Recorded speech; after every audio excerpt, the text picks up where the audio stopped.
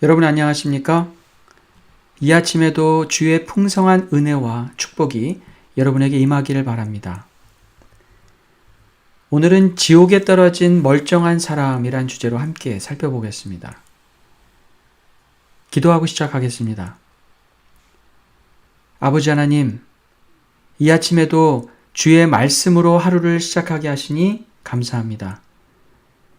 우리 가운데 주를 믿는 작은 자들을 돌아보게 하시고 그들이 실족하지 않도록 관심과 사랑을 나누는 자가 되게 하여 주시옵소서.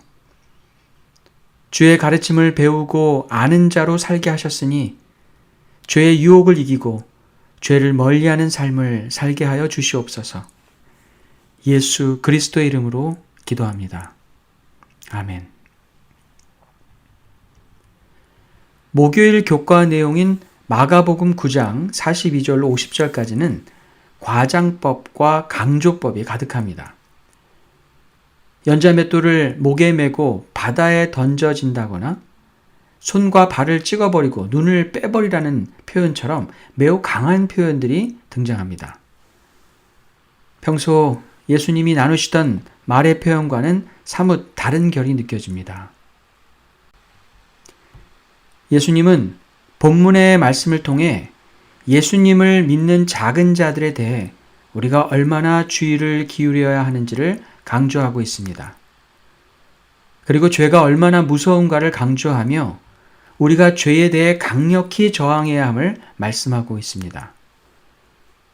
마가복음 9장 42절을 살펴봅니다.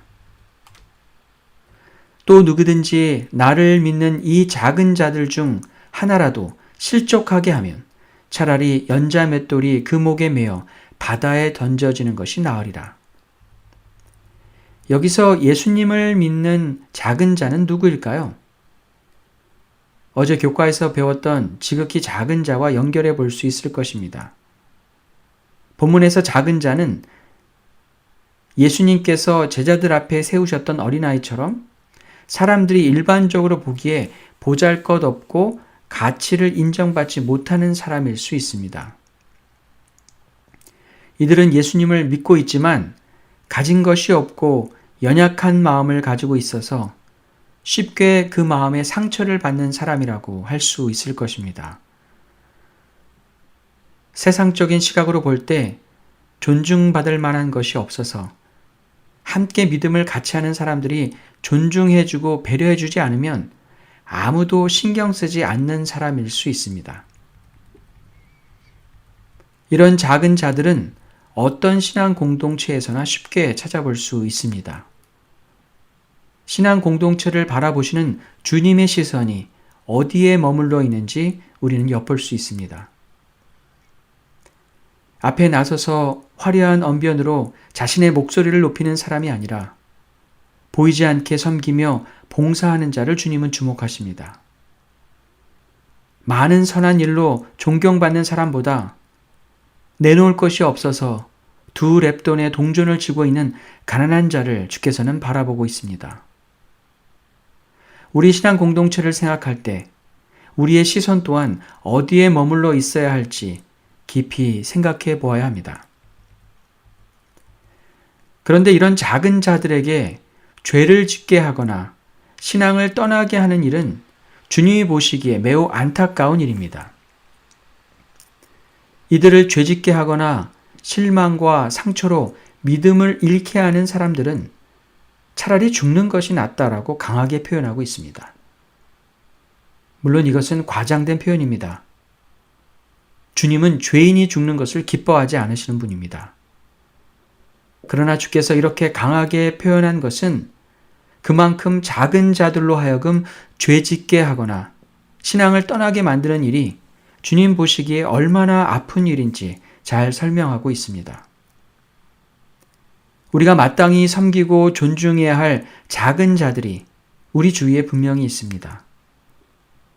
우리가 그들을 어떻게 대하고 있었는지 돌아봅니다.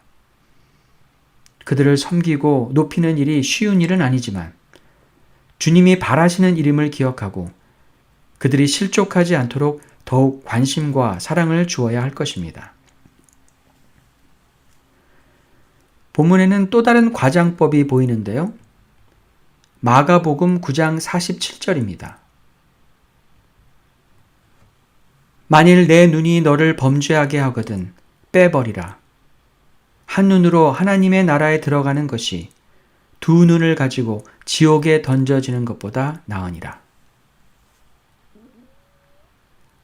앞선 43절과 45절에는 내 손과 발이 범죄하게 하거든 찍어버리라고 말씀하십니다. 지옥에 던져지는 것보다 차라리 손과 발이 없이 영생에 들어가는 것이 낫다고 말씀하십니다. 이것 또한 믿는 자가 죄를 경계하고 멀리하는 일에 얼마나 단호해야 하는지를 강조하기 위한 과장된 표현입니다. 신체를 절단하는 것은 결코 하나님의 뜻이 아닙니다. 죄를 짓는다는 것이 얼마나 끔찍하고 무서운 일인지를 강조하고 있을 뿐입니다. 손, 발, 눈을 잃는 것이 끔찍한 일인 것처럼 믿는 자들이 주를 알면서도 죄를 짓는 것이 손, 발, 눈을 잃는 것보다 더 끔찍하고 무서운 일임을 주께서는 설명하고 있습니다. 주를 믿으며 주를 따라간다고 말하는 우리가 죄를 얼마나 경계하며 살아야 하는지 주님은 우리에게 강하게 말씀하고 있는 것입니다. 여러분과 저는 죄에 대하여 이런 강한 경각심을 가지고 살고 있습니까?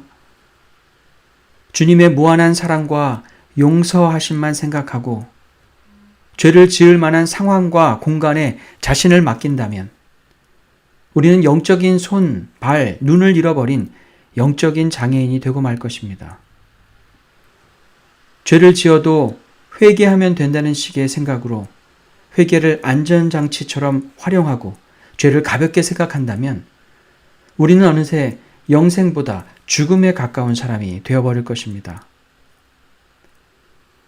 마가복음 9장 43절, 45절, 47절을 많은 사람들이 영원히 불타는 지옥을 가르치는 말씀으로 오해합니다. 본문의 말씀은 지옥에 들어가는 사람들이 두 손, 두 발, 두 눈이 멀쩡하게 들어가고 하늘나라에 들어가는 사람은 손, 발, 눈이 없는 사람이 될 것이라고 말씀하는 것처럼 들립니다.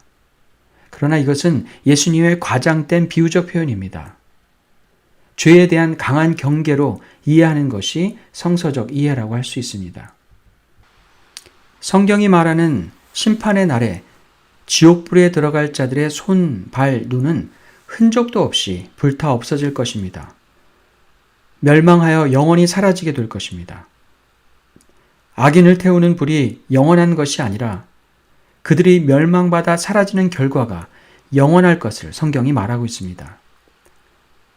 요한복음 3장 16절에 말씀하고 있는 것처럼 독생자를 믿는 자의 끝은 영생이지만 믿지 않는 자의 끝은 영원한 고통이 아니라 멸망입니다. 우리 가운데 작은 자를 아끼시는 주님의 마음을 우리는 오늘 배웠습니다. 또한 죄에 대한 강한 경계심을 가질 것을 주께서 우리에게 가르쳐 주셨습니다. 소금이 그 맛을 잃어버리면 아무 소용이 없는 것처럼 우리가 주를 따르는 제자로 살아간다면 낮은 자를 섬기는 마음을 잃지 말고 마땅히 작은 자가 실족하지 않도록 도와주어야 할 것입니다. 또한 우리가 주의 가르침을 알고 전하는 사람이라면 마땅히 그 가르침을 잊지 말고 죄를 멀리하며 살아야 할 것입니다.